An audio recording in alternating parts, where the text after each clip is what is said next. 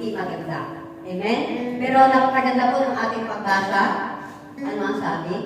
Mas sinusunod pa ninyo ang utos ng tao kisa utos ng Diyos. Mas sinusunod nyo pa ang naglalang. Ang nilalang, isa naglalang. Anong ibig sabihin ng nilalang at naglalang? Ang naglalang, di ba? Ang ating buhay ng Panginoon.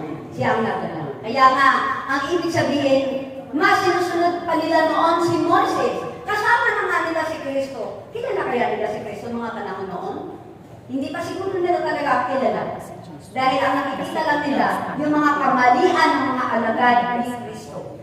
Hindi sila nagbuhugas ng kamay bago kumain.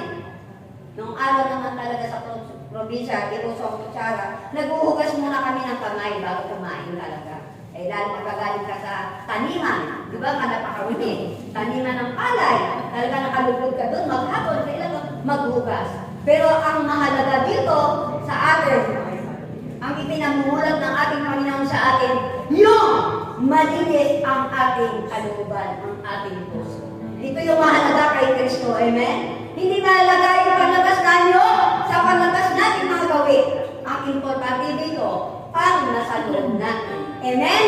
Kapag nasa loob natin ay mabuti, makakagawa ka ng mabuti sa iyong kapwa. Sobra-sobra na sa paglilinis at paghuhugas ng kamay.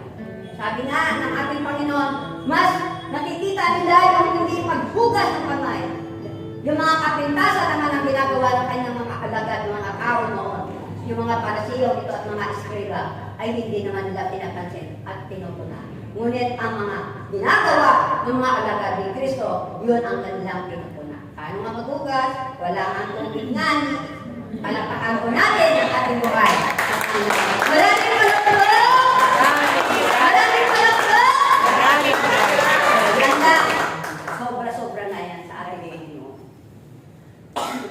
Wala, hindi yan si spermel. Wala upo.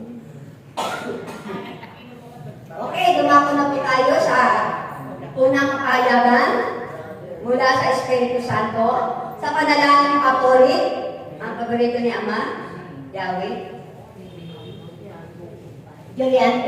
Narido, at sa interpretasyon mula sa Espiritu Santo ni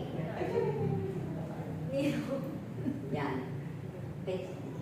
Okay. Bilang iba ang ating divine healing touch therapist. Test 1, gila.